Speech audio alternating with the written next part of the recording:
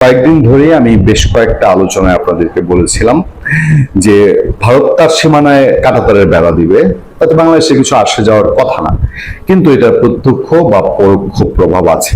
এবং যেভাবে দুই দেশের রাজনীতিবিদরা একে অন্যকে গালিগালাজ করে, যেমন ভারত থেকে শুভেন্দু অধিকারী, তিনি বাংলাদেশে এখন যারা ক্ষমতায় আছেন তাদেরকে নিয়ে, বিশেষ করে জামাত ইসলামী, বাংলাদেশে ক্ষমতাসীন দলই তো বলা যায় জামাত ইসলামী, কারণ ক্ষমতার তারা বাইরে না। ইউনূস আমলেও ক্ষমতায় ছিল, বিএনপি আমলেও তারা ক্ষমতার মধ্যেই আছে, অন্তত অনুকূল পরিবেশে আছে। আর আমরা যেরকম আওয়ামী লীগ আমলে কথা বলতাম যে সংসদের বিরোধী দল জাতীয় পার্টি আর রাজপথের বিরোধী দল বিএনপি, সংসদে ছিল না, নির্বাচনে ছিল না, কিন্তু বিরোধী দল বলতে আমরা বিএনপিকেই বুঝতাম। এখনো বাংলাদেশে কিন্তু জামাতে ইসলামীকে বিরোধী দল বলা যায় না। ওই জাতীয় পার্টি আওয়ামী লীগ যেরকম ছিল, এখন বিএনপি আর জামাত সেরকম। জামাত আসলে হচ্ছে সংসদের বিরোধী দল, আর বাস্তবে রাজপথের বিরোধী দল হচ্ছে আওয়ামী লীগ। তো এই দুই অংশের নেতারা, শুভেন্দু অধিকারী একদিকে বাংলাদেশের জামাতি ক্ষমতাসীন মানুষকে কটাক্ষ করে কথা বলেন, অন্যদিকে জামাত ঘরানার যারা আছে, এনসিপি বা এইসব প্ল্যাটফর্মে যারা আছে, এরা এখনো কিন্তু ভারতকে ছাড়তে রাজি না। তারা বাক্যবান ছেড়েই যাচ্ছেন। যেমন কয়েকদিন আগে ব্যারিস্টার শাহরিয়ার, জামাতের মানুষ, তিনিও বলেছেন। তো এইসব যে আস্তে আস্তে সীমান্তে উত্তেজনা বাড়াতে সহায়ক হচ্ছে, আমাদের সামনে যে খবর, সিলেট সীমান্তে বিজিবি বিএসএফ গোলাগুলি, সতর্ক অবস্থান। সিলেটের গোয়াইনঘাট উপজেলার সোনারহাট সীমান্ত এলাকায় গতকাল সোমবার ভারতীয় সীমান্তরক্ষী বাহিনী বিএসএফ গুলি করেছে বলে জানিয়েছে বর্ডার গার্ড বাংলাদেশ বিজিবি। তাৎক্ষণিক কড়া প্রতিক্রিয়া জানিয়ে পাল্টা গুলি করেছে বিজিবিও। বিজিবি জানিয়েছে এতে কোনো হতাহতের ঘটনা ঘটেনি, তবে ঘটনার পর সীমান্তের নজরদারি জোরদার করেছে বিজিবি। আজ মঙ্গলবার এক সংবাদ বিজ্ঞপ্তিতে এসব তথ্য জানায় বিজিবি। বিজ্ঞপ্তিতে বলা হয়েছে, গতকাল সোমবার বিজিবি সিলেট ব্যাটালিয়নের 48 বিজিবি দায়িত্বপূর্ণ গোয়াইনঘাট উপজেলার সোনারহাট সীমান্ত এলাকায় ভারতীয় সীমান্তরক্ষী বাহিনী বিএসএফ কর্তৃক গুলি ছোড়ার ঘটনায় বর্ডার গার্ড বাংলাদেশ বিজিবি তাৎক্ষণিকভাবে কড়া প্রতিক্রিয়া জানিয়ে পাল্টা ফায়ার করেছে। আমি একটা কথা আপনাদের মনে করিয়ে দিই, সীমান্তে বিজিবি বিএসএফ যাদেরকে মোতায়েন করা হয়, তারা কিন্তু ম্যাক্সিমামই বাংলা ভাষাভাষী না। ভারতের অন্যান্য রাজ্য থেকে অন্য ভাষার মানুষজনকে এখানে নিয়োগ দেওয়া হয়, যেন বাংলাদেশের বিজিবির সাথে কথায় সামঞ্জস্য হয়ে কোনো হৃদ্যতাপূর্ণ সম্পর্ক তৈরি না হয়। আবার এটাও ঠিক, সীমান্তে যত বড় পালোয়ানি নিয়ে আসুক ভারত, বাংলাদেশের একজন বিজিবি সমান সবসময় বলা হয় যে 5 জন বিএসএফ। এবং বিজেপি অনেকবার প্রমাণ হয়েছে যে বাংলাদেশের বিজেপিকে তারা জমের মতো ভয় পায়। মানে আমাদের লোকজনের এমনিতে দেশ আমরা দুর্বল হতে পারি, কিন্তু বা সামরিক শক্তির দিক থেকে ভারতের সমান না হতে পারে, কিন্তু সাহসের দিক থেকে আমাদের বিজেপি কখনোই ভারতীয় বিএসএফ কে ছেড়ে কথা বলেনি। বিজেপির দৃঢ় ও পেশাদার পদক্ষেপের ফলে পরিস্থিতি দ্রুত নিয়ন্ত্রণে আসে। এই ঘটনায় কোনো হতাহতের ঘটনা ঘটেনি। বর্তমানে সীমান্ত পরিস্থিতি শান্ত ও স্থিতিশীল রয়েছে বলে বিজিবি বলেছে, ঘটনার পরপরই সীমান্ত এলাকায় বিজিবির টহল ও নজরদারি জোরদার করা হয়েছে। সংবাদ বিজ্ঞপ্তিতে বলা হয়েছে, বিজিবি সীমান্তে যে কোনো উস্কানিমূলক ও অনাকাঙ্ক্ষিত ঘটনার বিষয়ে সর্বোচ্চ সতর্ক অবস্থানে রয়েছে এবং দেশের স্বাধীনতা, সার্বভৌমত্ব ও সীমান্তের নিরাপত্তা রক্ষায় সর্বোচ্চ পেশাদারিত্ব ও দৃঢ়তার সঙ্গে দায়িত্ব পালন করে যাচ্ছে। এছাড়া স্থানীয় জনপ্রতিনিধি ও সীমান্তবর্তী জনসাধারণকে অবৈধভাবে সীমান্ত অতিক্রম এবং সীমান্ত এলাকায় যে কোনো ধরনের অননুমোদিত কর্মকাণ্ড থেকে বিরত থাকার জন্য সতর্ক ও সচেতন করা হয়েছে। আমরা নিশ্চয়ই আশা করব আমাদের অন্যতম প্রতিবেশী ভারত, সেই ভারতের সাথে এই ধরনের সংঘাত সংঘর্ষ যেন ডালপালা মিলে বড় না হয়। পশ্চিমবঙ্গের নতুন মুখ্যমন্ত্রী শুভেন্দু অধিকারী, তার এই বক্তব্যটি যে শুনেছেন যে আমি মুখ্যমন্ত্রী হওয়ার পর বাংলাদেশের জামাতিদের চিরবিরানি বেড়ে গেছে, এই ভিডিও বক্তব্যটা যারা শুনেছেন তারা নিশ্চয় অনুমান করতে পারবেন যে কোনো কারণ ছাড়াই তিনি হঠাৎ করেই মানে তার দেশের বিষয় নিয়ে তিনি বক্তব্য দিচ্ছেন, কিন্তু চট করে ওটার মধ্যে তিনি জামাতকে ঢুকিয়েছেন। আসলে শুভেন্দু অধিকারীর বিজয় বা পশ্চিমবঙ্গে বিজেপির বিজয়ের মধ্যে দিয়ে অনেকে এটা মনে করছিলেন যে তৃণমূল কংগ্রেসের সঙ্গে বা মমতা ব্যানার্জির সঙ্গে বাংলাদেশের জামাতে ইসলামীর একটা সখ্যতা ছিল এবং মমতা ব্যানার্জি ক্ষমতা থাকার সময় জামাতে ইসলামীকে তিনি অনেক ছাড় দিয়েছেন বলে অনেকে মনে করেন। ফলে পশ্চিমবঙ্গে বিজেপির বিজয়টা জামাতের অখুশি করার কারণ কিনা এমন অনেকেই ভাবছেন। এই আলাপও হয়েছে যে জামাত খুশি হয়েছে, আওয়ামী লীগ খুশি হয়েছে। কিন্তু আমার মনে হয় যে শুভেন্দু অধিকারী খুব বুঝে শুনে কথাগুলো বলছেন এবং তিনি যে জামাতকে খোঁচা দেন, কার্যত এই খোঁচাটা বাংলাদেশের প্রেক্ষিতে জামাতের জন্য ভালো। কারণ বাংলাদেশের তীব্র ভারত বিরোধী একটা মনোভাব রয়েছে অনেকের মধ্যে। ভারত বিরোধী এন্টি ইন্ডিয়ান ফোর্স খুবই শক্তিশালী বাংলাদেশে। সেই এন্টি ইন্ডিয়ান ফোর্সটা যখন দেখে যে জামাতকে শুভেন্দু অধিকারী খোঁচায়, আওয়ামী লীগ খুশি হয় শুভেন্দু অধিকারীর বক্তব্যে, শুভেন্দু অধিকারীর বিজয়ে, তখন এন্টি ইন্ডিয়ান ফোর্সটা আরো বেশি তখন জামাতের দিকে ঝুঁকে। শুভেন্দু অধিকারীও এটা বোঝেন না তা কিন্তু না, তারা বুঝে শুনেই, যেহেতু পশ্চিমবঙ্গে তাদের ধর্মভিত্তিক রাজনীতি এস্টাবলিশড হয়েছে, ধর্মভিত্তিক বা উগ্র ধর্মভিত্তিক দল ক্ষমতায় গেছে, তারা চান যে কার্যত বাংলাদেশেও একটা ধর্মভিত্তিক রাজনীতির বিকাশ ঘটুক। আর না হলে হঠাৎ করেই তিনি জামাতকে নিয়ে এভাবে হয়তো কথা বলতেন না। ক্ষমতায় আসার পর থেকেই ভারতের পশ্চিমবঙ্গের সীমান্ত সুরক্ষা এবং অনুপ্রবেশকারীদের বিষয়ে একাধিকবার কঠোর বার্তা দিয়েছেন নবনির্বাচিত মুখ্যমন্ত্রী শুভেন্দু অধিকারী। সোমবার সন্ধ্যায় কলকাতার ভবানীপুর ও ক্যামিক স্ট্রিটে আয়োজিত ধন্যবাদ জ্ঞাপন অনুষ্ঠানে তিনি অনুপ্রবেশকারীদের ফেরত পাঠানো এবং রাজ্যের আইন শৃঙ্খলা নিয়ে তীব্র হুঁশিয়ারি উচ্চারণ করেছেন।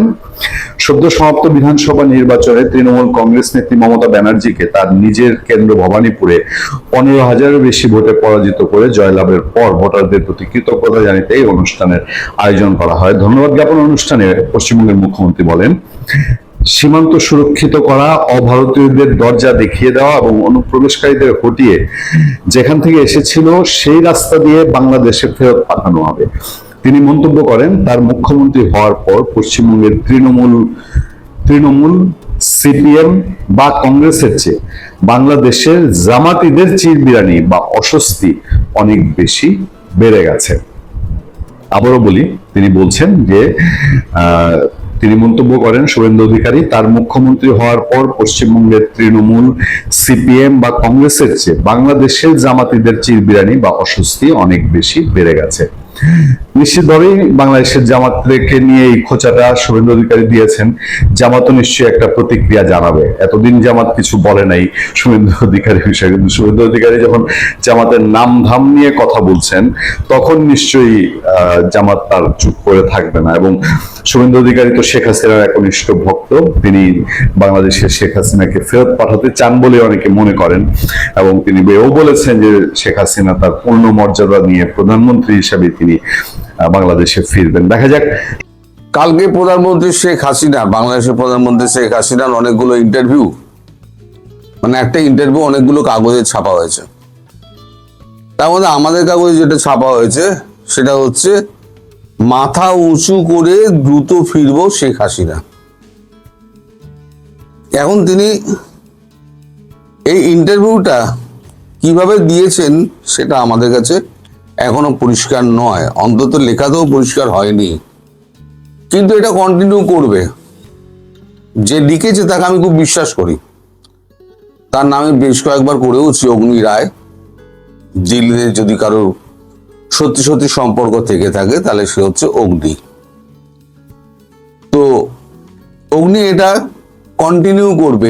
এই লেখাটা অনেক বড় লেখা। ইন্টারভিউটা মানে কিভাবে ফিরবে সেটা উনি বলেননি। কিভাবে ফিরবে সেটা তো হচ্ছে ভারতবর্ষের ব্যাপার, সেটা ভারতবর্ষ যা করার করবে। তার বক্তব্য তিনি বলেছেন দেশে ফেরার ব্যাপারে, আওয়ামী লীগের কার্যক্রমের ব্যাপারে এবং তার বিরুদ্ধে যে সমস্ত অভিযোগগুলো আনা হয়েছিল সেগুলোকে তিনি খণ্ডন করেছেন, যেভাবে একদম যৌক্তিকভাবে, কারণ কূটনীতিক যেভাবে খণ্ডন করে তিনি সেভাবেই খণ্ডন করেছেন। আবারও দেখা যাক তিনি কি বলছেন। তিনি বলছেন, বাংলাদেশে বিএনপি ক্ষমতায় আসার পর দ্বিপাক্ষিক সম্পর্কে নতুন ইনিংস শুরু করেছে মোদী সরকার। তবে গত মাসে নয়াদিল্লিতে এসে সে দেশের বিদেশমন্ত্রী খলিলুর রহমান, শেখ হাসিনা এবং প্রাক্তন স্বরাষ্ট্রমন্ত্রী আসাদুজ্জামান খান কামালকে প্রত্যর্পণের আর্জি ফের জানিয়েছেন। বিদেশ মন্ত্রক সূত্রের খবর, হাসিনাকে ফেরত পাঠানো নিয়ে কোনো চিন্তা ভাবনা এখনো প্রধানমন্ত্রী দপ্তরের নেই। এই পরিস্থিতিতে তার নিজের এক আওয়ামী লীগের জন্য নেতাদের দেশে ফেরা নিয়ে একান্ত সাক্ষাৎকারে মুখ খুললেন শেখ হাসিনা। প্রসঙ্গত, 6 বছরের নির্বাসিত জীবন কাটিয়ে 1981 সালের 17ই মে নিজ দেশে ফিরেছিলেন। তার ঠিক 45 বছর পর ভারতে আসা শেখ হাসিনার বক্তব্য, আমাকে 19 বার হত্যা করার চেষ্টা করা হয়েছে। 2004 সালের 21শে আগস্ট গ্রেনেড হামলা করে আমাদের দলকে ধ্বংস করে দেওয়ার ষড়যন্ত্র হয়েছে, কিন্তু থামানো যায়নি। সৃষ্টিকর্তা যেহেতু আমায় বাঁচিয়ে রেখেছেন, আমি দ্রুততায় বাংলাদেশের মাটিতে ফিরব, মাথা উঁচু করে দেশে গণতান্ত্রিক পরিবেশ ফেরানোর গর্ব নিয়েই ফিরব। কিন্তু আওয়ামী লীগের ওপর নিষেধাজ্ঞা থাকলে কিভাবে প্রত্যাবর্তন সম্ভব? শেখ হাসিনার কথায় এই প্রশ্ন তাকে করা হয়েছিল। তা শেখ হাসিনার কথায়, বঙ্গবন্ধুকে সপরিবারে হত্যা করার পরও তৎকালীন শাসক গোষ্ঠী আওয়ামী লীগকে ধ্বংস করার সব চেষ্টা করে, কিন্তু উল্টে আওয়ামী লীগ শক্তিশালী হয়ে ফিরে এসেছে। যারা এই নিষেধাজ্ঞাকে স্থায়ী বলে মনে করছেন, তারা তাদের ইতিহাসের পাতায় চোখ রাখতে বলবো। আমাদের কোটি কোটি সমর্থক এবং লাখো লাখো কর্মী দেশেই রয়েছেন। এখনো আমার ছাত্রলীগের ছেলেরাই অসহায় কৃষকদের পাশে রয়েছে। ইউনূসের নেতৃত্বাধীন অবৈধ অন্তর্বর্তী সরকার এবং সাজানো নির্বাচনের মাধ্যমে গঠিত বিএনপি সরকারের অপশাসনের বিরুদ্ধে আমাদের নেতাকর্মীরা সরব। আওয়ামী লীগ মানুষের আবেগ রয়েছে,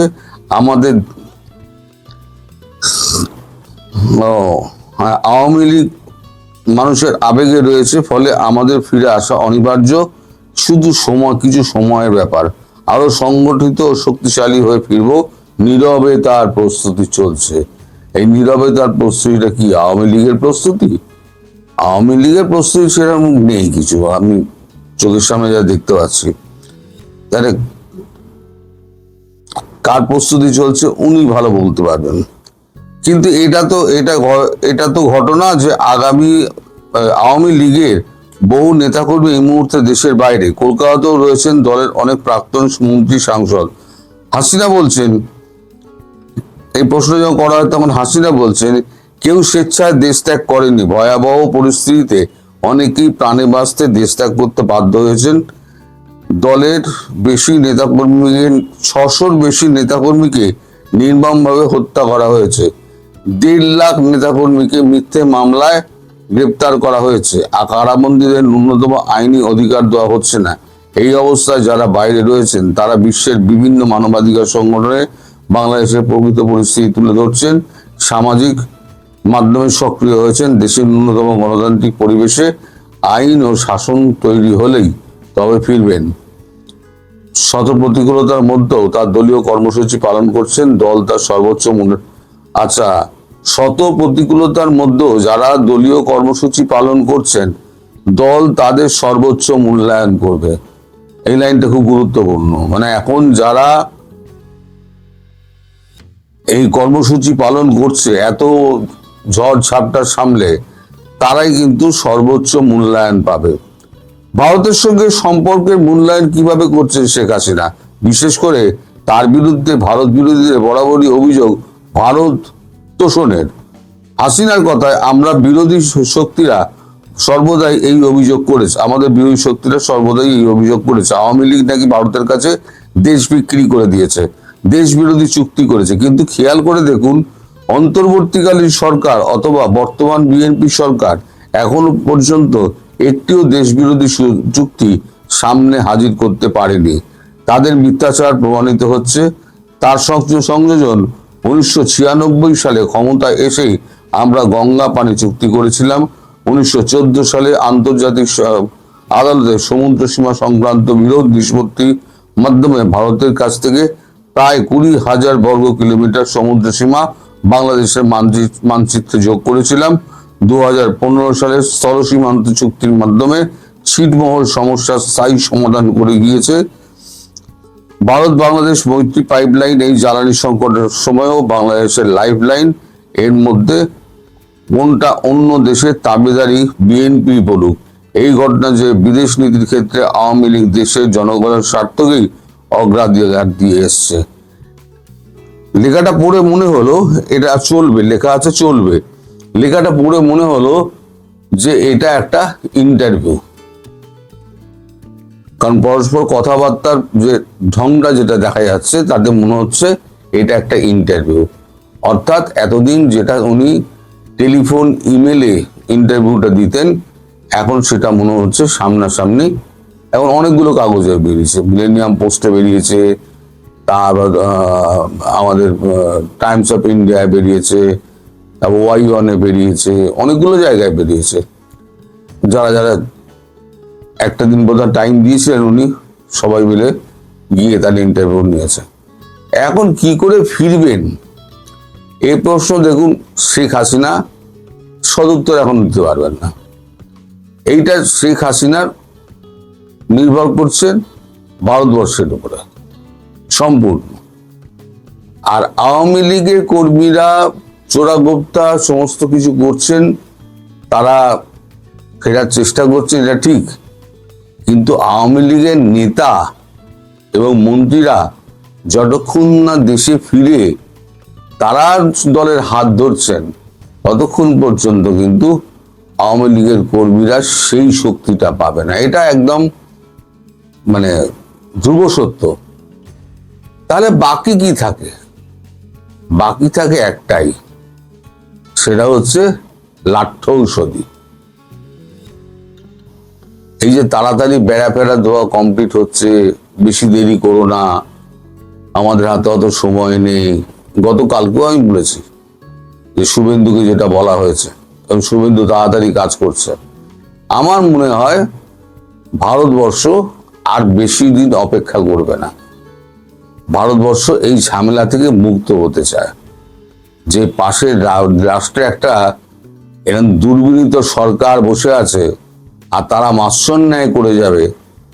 তারপর সকালে যেটা বললাম, যেটা ইন্টারভিউতে যেটা শুভেন্দু বলেছে যে দুদেশের জামাতকে আমি উৎখাত করে ছাড়বো, তার মানে বাংলা দিয়ে ওই যে পূর্ব দিয়ে আক্রমণের কথা বলা হয়েছে না, এইবার ভারত পূর্ব দিক দিয়ে হয়তো আক্রমণটা করবে আমার যতদূর মনে হচ্ছে।